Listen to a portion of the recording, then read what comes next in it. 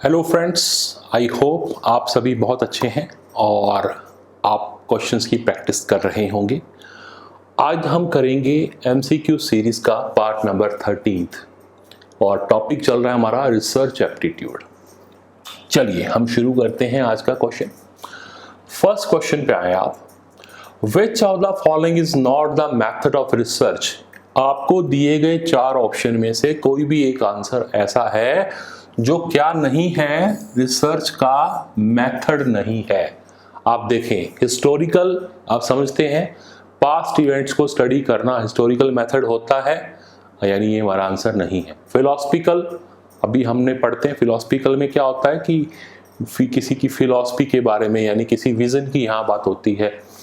तो उसके अलावा सर्वे भी तरीका होता है फैक्ट फाइंड करने का, बट ये हमारा राइट आंसर है ऑब्जर्वेशन। ऑब्जर्वेशन रिसर्च का कोई मेथड नहीं है, जस्ट डाटा कलेक्शन की टेक्निक है कि हम प्राइमरी डाटा इकट्ठा करते हैं, रिस्पोंडेंट से पूछ नहीं सकते, हम सिर्फ उसको ऑब्जर्व कर सकते हैं।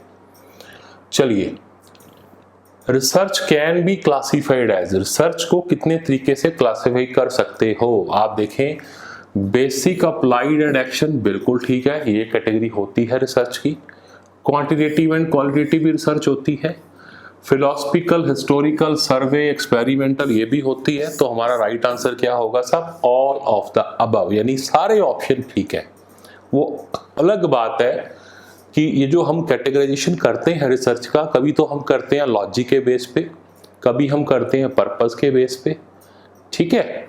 तो अलग अलग तरीके हो सकते हैं कौन सा मेथड कहाँ काम आ सकता है, बट जो ये कॉम्बिनेशन दिए गए हैं ये बिल्कुल ठीक दिए गए हैं। चलिए जी, 123, द क्वालिटेटिव रिसर्च। अब कौन सी रिसर्च की बात कर रहे हैं, क्वालिटेटिव इज यूजली। यहां पर देखें, मेन आपके सामने है क्वेश्चन डिडक्टिव इंडक्टिव, दोनों तो हो ही नहीं सकते, नन है नहीं, हमारा आंसर इन दोनों के बीच है। डिडक्टिव है या इंडक्टिव है, इसको प्लीज आप समझे। मैंने एक एमसीक्यू सीरीज के अंदर भी इसकी बात की थी, जहां पर मैंने आपको डिटेल में बताया था, एक होता है इंडक्टिव मेथड और एक होता है डिडक्टिव मेथड। ठीक है, मैं इसको कंप्लीटली एक्सप्लेन करना चाह रहा हूं दोबारा से, आप समझे। इंडक्टिव क्या होता है, फ्रॉम नोन टू अननोन, और ये होता है साहब known to unknown to known. अब ये क्या है, आप मान लीजिए स्टूडेंट्स को टीच कर रहे हैं, आप उनके सामने एक ऐसा कंसेप्ट बताएं जो उसको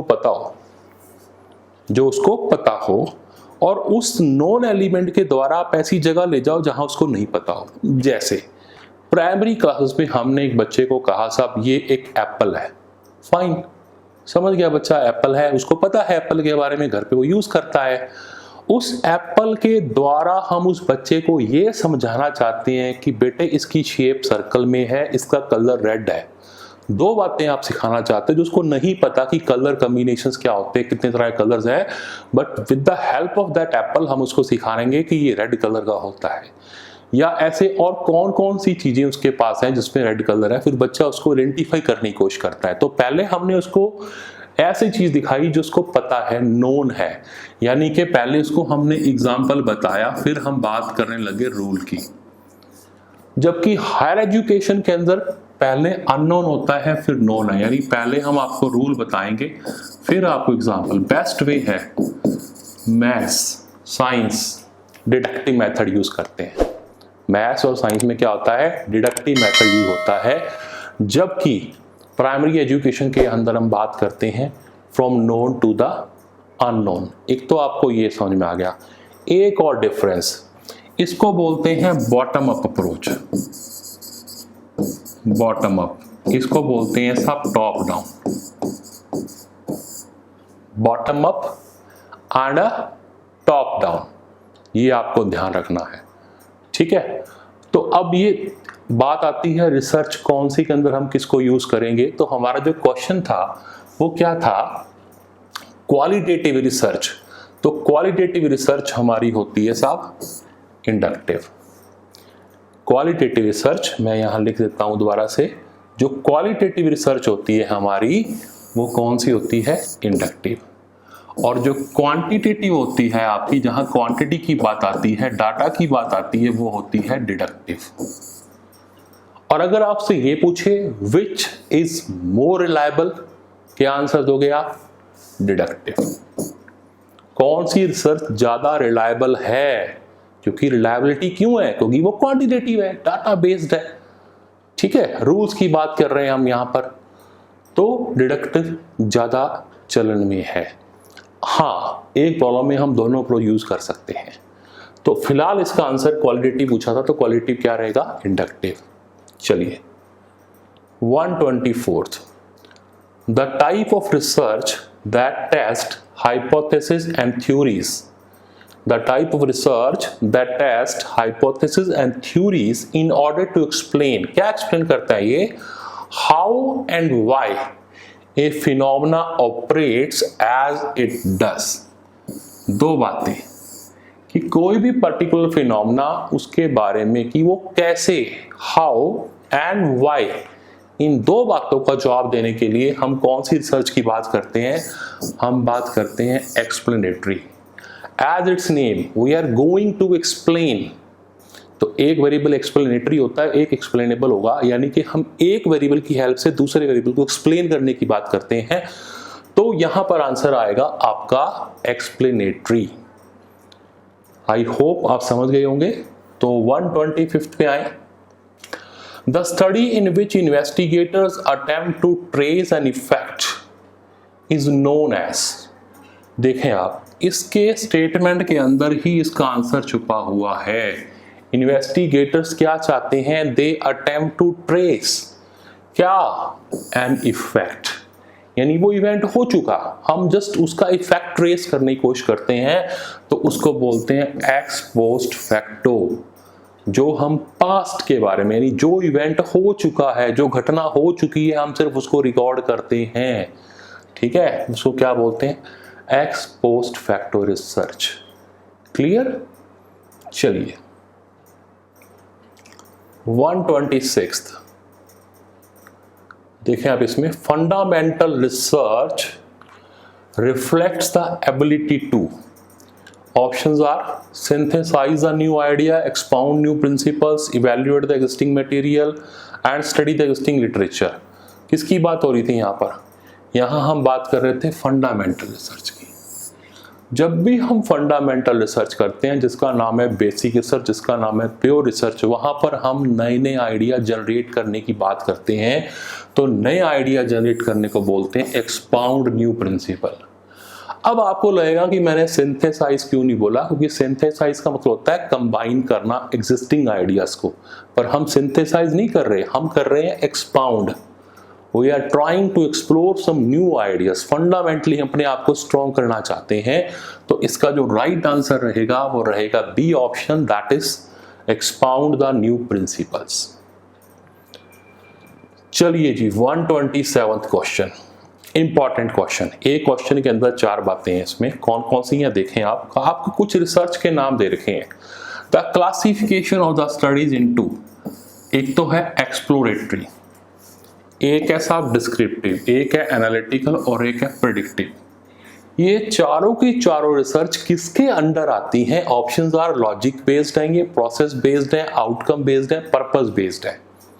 जैसे मैंने आपको कहा स्टार्टिंग में, जब भी हम टाइप्स ऑफ सर्च की बात करते हैं तो उनकी सब ब्रॉड हेडिंग्स हैं कि सब हम क्यों कर रहे हैं। जैसे मैं अभी बात करूं, एक्सप्लोरेटरी का मतलब क्या है? We are going to explore something, ठीक है। डिस्क्रिप्टिव में हम किसी फैक्ट्स को डिस्क्राइब कर रहे हैं, एनालिटिकल में हम विश्लेषण कर रहे हैं, एनालाइज कर रहे हैं, प्रेडिक्टिव के अंदर हम फोरकास्टिंग कर रहे हैं। तो ऐसा करने के पीछे हमारा पर्पस क्या है, हमारा उद्देश्य क्या है, यानी पर्पस के बेस पे मैं कैटेगराइज करूंगा तो ये चारों ऑप्शन आपके आंसर होंगे। Exploratory, descriptive, analytical and predictive, they all comes under the purpose. Clear? अब बाकी ऑप्शन देखें। अगर मैं लॉजिक की बात करूंगा तो अभी हमने पढ़ा था inductive and deductive, inductive and deductive reasoning, ये लॉजिक्स होते हैं। आप कौन सी रिसर्च करना चाहते हो, इंडक्टिव कर रहे हो या डिडक्टिव कर रहे हो, तो ये किसके अंडर आएगा? लॉजिक के अंडर आएगा। फिर आता है प्रोसेस। रिसर्च का प्रोसेस क्या है? प्रोसेस मैंने प्रक्रिया कि साहब मैं लैब में करूंगा या फील्ड में करूंगा। तो एक एक्सपेरिमेंटल रिसर्च भी हो सकती है, लेबोरेटरी रिसर्च भी हो सकती है। या आएगा आपका आउटकम, एंड रिजल्ट आपको कैसा चाहिए, ठीक है, एंड रिजल्ट कैसा चाहिए, क्योंकि आपको जनरल थ्योरी देखनी है या आपको कोई ऐसा बेसिकली कोई रिसर्च आपने ऐसी की कि उसका रिजल्ट सभी के काम आने वाला है, ठीक है, क्या वो एक्शन ओरिएंटेड है या वो नॉलेज बेस्ड है। तो सभी तरह की हेडिंग्स के अंदर कई तरह की रिसर्च आती है। इसको डिटेल में जानना हो तो मैंने रिसर्च के टाइप्स के ऊपर एक वीडियो डाल रखा है यूट्यूब पे, आप उसको देख सकते हो। आपको सभी तरह के रिसर्च के बारे में बहुत अच्छी जानकारी मिल जाएगी। चलिए 128, the strongest evidence for causality comes from which of the following research methods. कौन से मेथड के अंदर, आप देखें फर्स्ट आंसर एक्सपेरिमेंटल, क्योंकि एक्सपेरिमेंटल के अंदर ही हम बात करते हैं, हम एक्सपेरिमेंट करते हैं कि इन्हीं दो वेरिएबल्स के बीच क्या रिलेशन बनता है, ठीक है। तो कहता है जो स्ट्रॉन्गेस्ट एविडेंस है, एविडेंस कौन देगा आपको? एक्सपेरिमेंटल मेथड देगा, ये नहीं दे सकते। चलिए जी 129th question, one of the limitations. अब अगेन रिसर्च का एक मेथड होता है, उसको हम बोलते हैं केस स्टडी। केस स्टडी के अंदर क्या होता है कि साहब एक आपको गिवन केस दिया गया है, जैसे जो बच्चे मैनेजमेंट का कोर्स करते हैं वहाँ पर उनकी जो टीचिंग पैडागोजी है उसमें ये बड़ा कॉमन है case study methods. Case study में आपको किसी कॉर्पोरेट का केस देंगे, आपको उसके ऊपर एनालाइज करना पड़ेगा, रिसर्च करना पड़ेगा कि साहब ये इवेंट हुआ तो उस कंपनी ने क्या डिसीजन लिया था, सॉर्ट ऑफ। तो केस स्टडी के अंदर कहता एक कमी होती है, केस स्टडी रिसर्च में एक लिमिटेशन है। वो लिमिटेशन क्या है आपको इन चार ऑप्शन में देखनी है। इसका जो आंसर रहेगा वो बी रहेगा, there are no control groups. Control groups नहीं है यहाँ पर, जो हो चुका है, जो इवेंट हो चुका आप उसकी स्टडी कर सकते हो, कंट्रोल नहीं कर सकते उसको, ठीक है ना, it is beyond your control. तो right answer will be the B option. And the last one, Which of the following research method is termed as a control? अभी मैंने बात की ना, केस स्टडी की एक सबसे बड़ी कमजोरी थी कि वहां पर कंट्रोल नहीं कर सकते हम। तो कहता फिर कौन सा मेथड होता है जहां पर आप कंट्रोल कर सकते हो?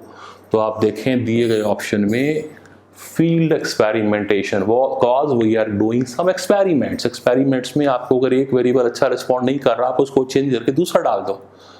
तो जहां पर आपका कंट्रोल होता है आपकी ऑब्जर्वेशन के अंदर, वहां हम बात करते हैं एक्सपेरिमेंटल मेथड की। तो ये अगेन हमने 10 क्वेश्चंस कर लिए हैं, आप इनको प्रैक्टिस करें, पहले एप्लीकेशन पे जाएं, सॉल्व करें और उसके बाद वीडियो से आपके आंसर को मैच करें। तो अब हम मिलेंगे नेक्स्ट वीडियो के अंदर। Thank you very much.